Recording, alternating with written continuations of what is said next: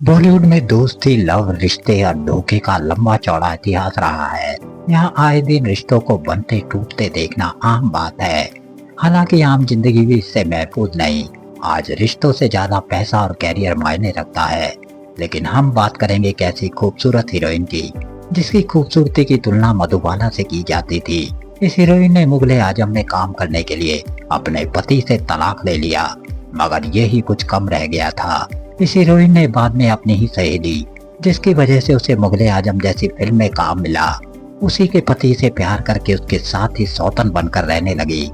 मगर फिर कर्मा वापस आया और उसके साथ भी वही सब हुआ जो उसने अपनी सहेली के साथ किया। हालात इस कदर बिगड़े कि उसको फर्नीचर बेचकर अपना गुजर बसर करना पड़ा। कौन थी ये हीरोइन और किसके साथ लव अफेयर करके उन्होंने अपनी सहेली को धोखा दिया, बताते हैं तफसील से। नमस्कार, सत श्री अकाल, आदाब। 50 के दशक में निगार सुल्ताना हिंदी सिनेमा का एक जाना माना नाम थी। मशहूर डायरेक्टर और प्रोड्यूसर एम यूसुफ से उनकी मोहब्बत हुई और कुछ ही दिनों में ये मोहब्बत शादी में बदल गई। शादी के बावजूद निगार की पॉपुलैरिटी और फेम में कोई फर्क नहीं आया और उनको लगातार सरदार और यहूदी जैसी फिल्में मिलती रही। निगार सुल्ताना उस जमाने की मशहूर कथक क्वीन सितारा देवी की करीबी दोस्त हुआ करती थी। सितारा देवी के पति मशहूर फिल्म मेकर के आसिफ 50 के दशक के आखिर में अपने हिस्टोरिकल ड्रामा फिल्म मुगले आजम की तैयारी कर रहे थे। फिल्म में अनारकली के रोल के लिए नूतन और सुरैया इनकार कर चुकी थी, जिसके बाद मधुबाला को रोल दिया गया। शहजादे सलीम के लीड रोल में दिलीप कुमार चुने जा चुके थे और अब के आसिफ को सिर्फ मुगल दरबार की डांसर बाहर के रोल के लिए एक सुंदर एक्ट्रेस की तलाश थी। जब उन्हें इस रोल के लिए कोई दूसरी एक्ट्रेस नहीं मिली तो उनकी पत्नी सितारा देवी ने अपनी सहेली निगार के नाम का सुझाव दिया। एक मीटिंग में निगार की खूबसूरती से इम्प्रेस होकर के आसिफ ने तुरंत उनको मुगले आजम में साइन कर दिया, मगर सितारा देवी के लिए ये बहुत बड़ी गलती साबित हुई। ये वो दौर था जब के आसिफ की रंगीन मिजाजी के किस्से बॉलीवुड के गलियारों में बड़े मशहूर हुआ करते थे। निगार के पति एम.एस. यूसुफ भी के आसिफ के इस मिजाज से वाकिफ थे, लिहाजा उन्होंने निगार को साफ कह दिया कि वो फिल्म में काम नहीं करेगी।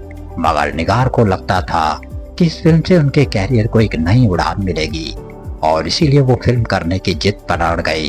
जब पति एम.एस. यूसुफ के बार बार समझाने पर भी निगार नहीं मानी तो हार कर यूसुफ ने उन्हें दो रास्तों में से एक को चुनने को बोला, या तो शादी बचाओ या फिर फिल्म करो। निगार ने पति की कीमत पर फिल्म को चुना और पति के खिलाफ जाकर उन्होंने फिल्म में काम किया और फिर वही हुआ जिसका डर एस.एम. यूसुफ को पहले से था। सेट पर रंगीन मिजाज के आसिफ का अंदाज देखकर निगार सुल्ताना का दिल बहक गया, ये जानते हुए भी कि उसकी करीबी दोस्त सितारा देवी के पति थे और उन्हीं की वजह से उनको फिल्म में काम मिला था। कि आसिफ भी निगार की सुंदरता पर मोहित हो गए। जैसे जैसे फिल्म की शूटिंग आगे बढ़ती गई, दोनों की नजदीकी और करीबी चर्चा का विषय बन गई। ये खबर जब सितारा देवी के पास पहुंची तो वो काफी नाराज हुई। मुगले आजम की शूटिंग खत्म होते होते दोनों का रिश्ता इस कदर परवान चढ़ा कि दोनों ने शादी कर ली और के आसिफ निगार को उसी घर में ले आए जहां सितारा देवी पहले से मौजूद थी। सितारा देवी को बड़ा झटका लगा और वो खून का घूंट पी कर रह गई, मगर सितारा देवी ने शादी तोड़ना उचित नहीं समझा और वो निगार के साथ ही रहने लगी। शादी के बाद निगार ने बेटी हिना कौसर को जन्म दिया, मगर के आसिफ का दिल अभी भरा नहीं था। निगार के बाद के आसिफ का आवारा दिल दिलीप कुमार की बहन अख्तर पर आ गया और बात दिल आने तक ही सीमित नहीं हुई बल्कि शादी तक भी पहुंच गई। कहा जाता है कि आसिफ और हुसैन के इस फैसले से दिलीप कुमार इस कदर नाराज हुए कि जब मुगले आजम का प्रीमियर रखा गया तो दिलीप कुमार वहां नदारद थे। जहां सितारा देवी को एक बार फिर झटका लगा, वहीं निगार के पैरों तले से जमीन खिसक गई। निगार ने जो सितारा देवी के साथ किया था वही हुसैन ने निगार के साथ किया। सितारा देवी ने इस बार के आसिफ को माफ नहीं किया और के आसिफ को बेमौत मरने का शाप देकर उनका घर हमेशा के लिए छोड़ दिया।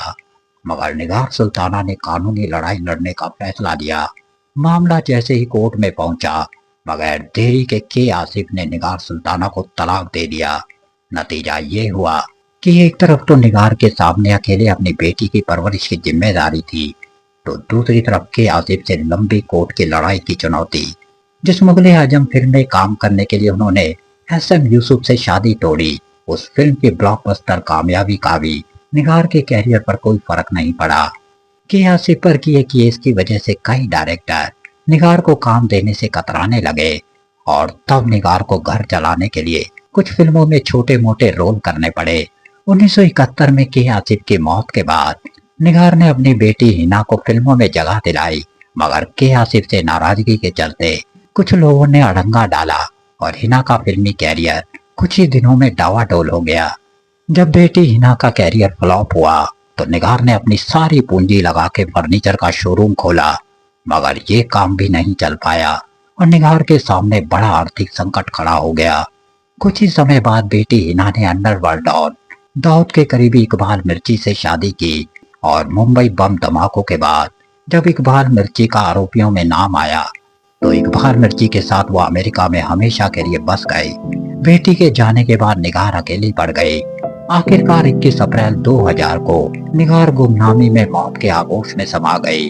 तो निगार की दर्दनाक कहानी आपको कैसे लगी कमेंट सेक्शन में जरूर बताएं।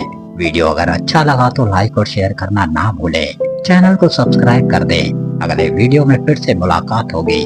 इजाजत।